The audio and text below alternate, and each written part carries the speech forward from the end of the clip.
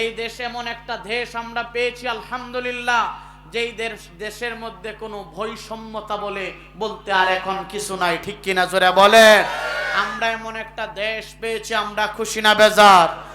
এই স্বৈরাচারিণী আওয়ামীরা এমন ভাবে মানুষকে গোলামের জিঞ্জিরে আবদ্ধ করে রেখেছিল।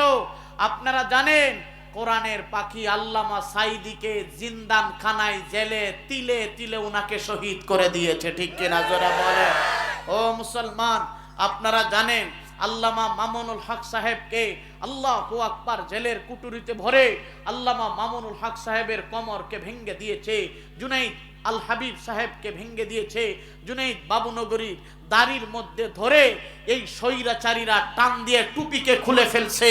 ও মুসলমান, আল্লামা আহমদ শফি রহমাতুল্লাহি আলাইহিকে আল্লাহু আকবার গৃহবন্দী করে রেখে ওনাকে কষ্ট দিয়েছে।